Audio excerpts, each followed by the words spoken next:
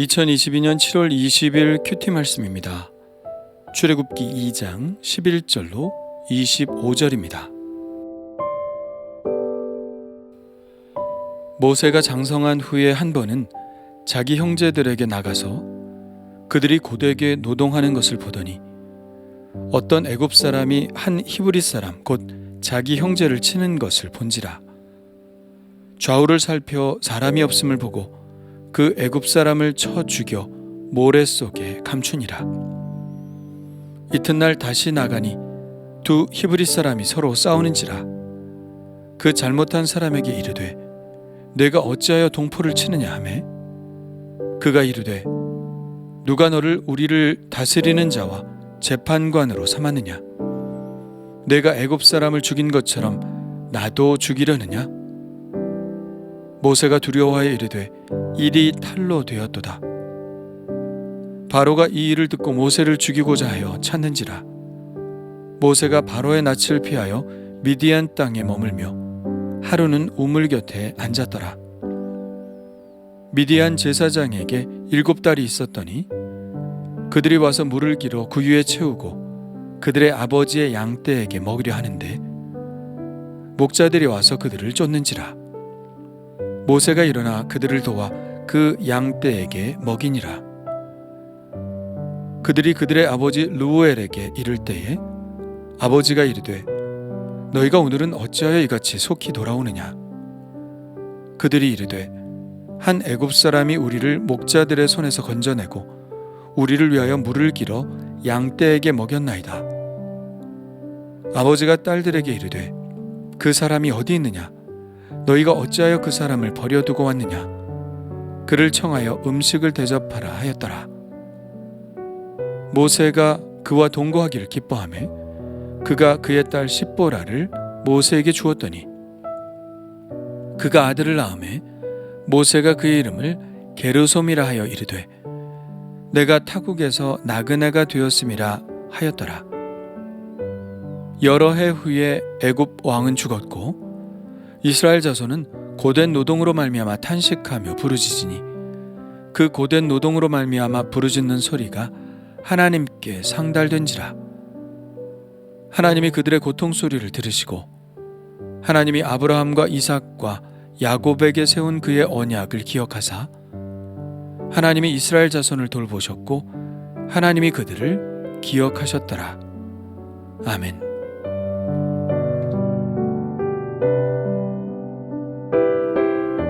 모세가 장성했습니다. 이때 모세의 나이가 40입니다.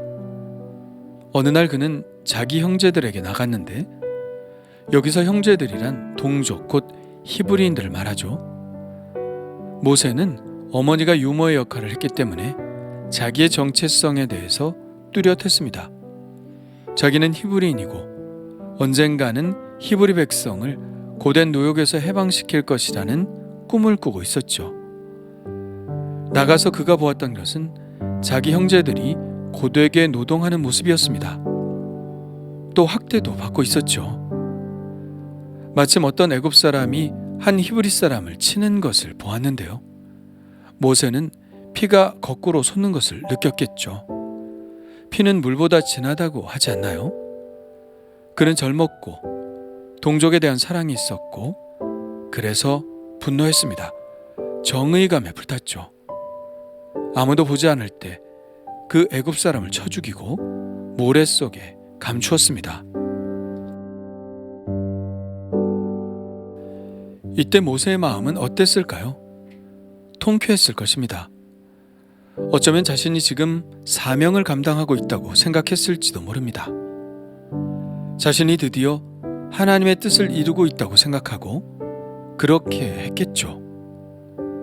이제 히브리 백성들의 해방이 이렇게 시작되는구나 생각했을 것입니다. 그러나 그것이 한낱 젊은이의 치기에 불과하다는 것이라는 사실을 깨닫는 데는 얼마 시간이 걸리지 않았습니다. 다음날 또 나갔는데 이번에는 같은 히브리 사람들끼리 싸움이 붙었습니다. 모세는 이번에도 그 싸움에 끼어들었죠.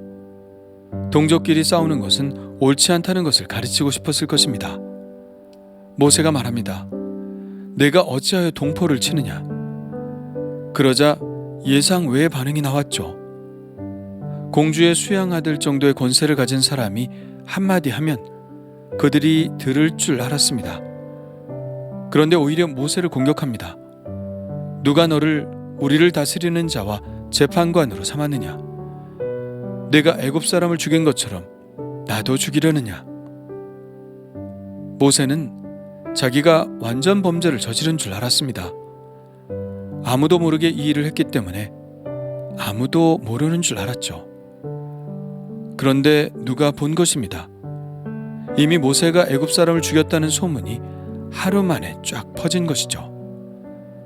순간 그의 모든 꿈이 무너져 내리는 느낌을 받았을 겁니다. 왜 안 그러겠습니까? 동족은 그것을 알아주지 않았죠.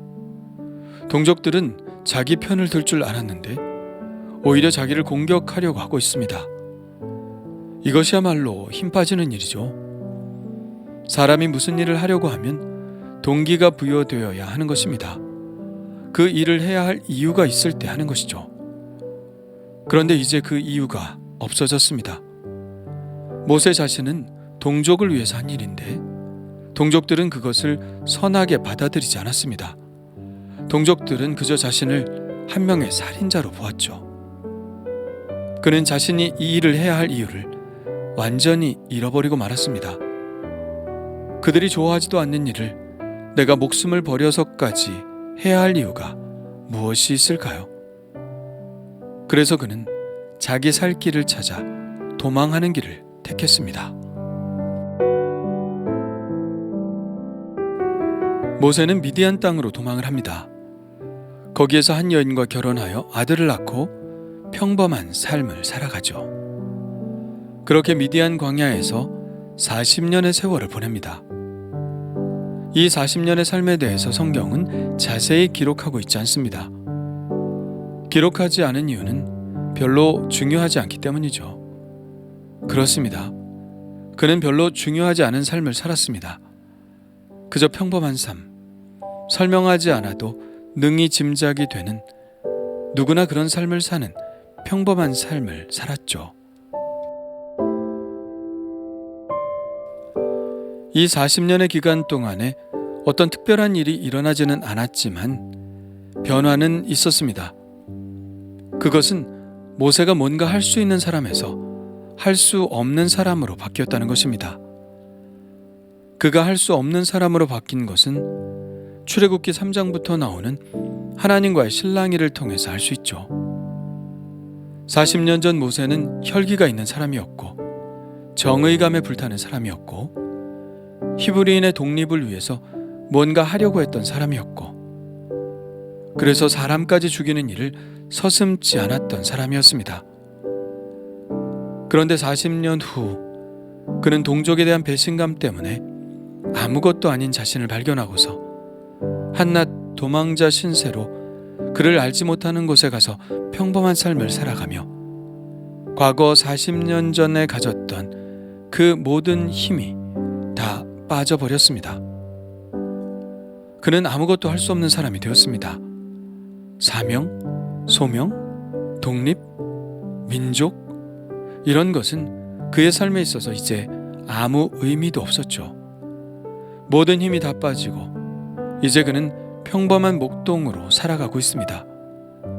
그렇게 목동으로 살아가다가 목동으로 죽는 것이 그의 남은 인생이었습니다. 그러던 그에게 하나님이 찾아오십니다. 참 아이러니하죠. 왜 하나님은 이제야 모세를 만나 주시는지 40년 전에 혈기왕성할 때, 건강할 때, 젊었을 때, 사명감이 충만할 때 찾아오시지 않고 왜 지금 모든 힘이 다 빠졌을 때 찾아오시는지 참 아이러니합니다. 왜 그러셨을까요? 하나님께서는 기다리신 것입니다.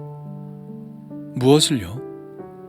모세가 자기의 힘을 다 빼기를 기다리셨습니다. 힘이 빠지는 것이 중요합니다.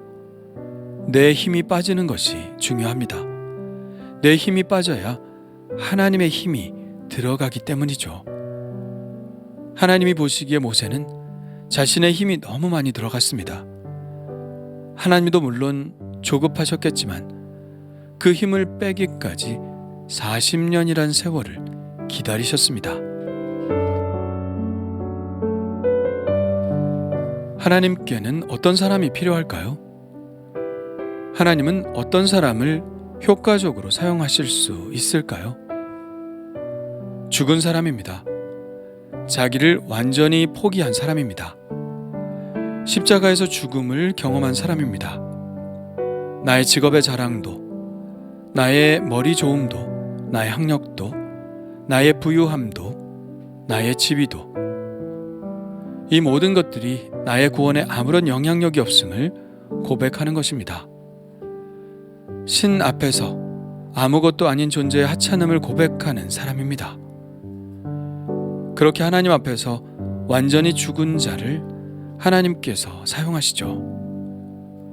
도구는 도구를 사용하는 자에게 자신을 맡겨야 합니다. 만일 도구가 주인의 손이 움직이는 대로 자신을 맡기지 않고 자기 멋대로 움직인다면 주인은 그 도구를 팽개쳐 버리겠죠. 교회는 죽은 자가 필요합니다. 하나님의 말씀에만 붙들린 자가 필요합니다. 내가 그리스도와 함께 십자가에 못 박혔나니 그런즉 이제는 내가 사는 것이 아니요 오직 내 안에 그리스도께서 사시는 것이라. 이제 내가 육체 가운데 사는 것은 나를 사랑하사 나를 위하여 자기 자신을 버리신 하나님의 아들을 믿는 믿음 안에서 사는 것이라. 아멘.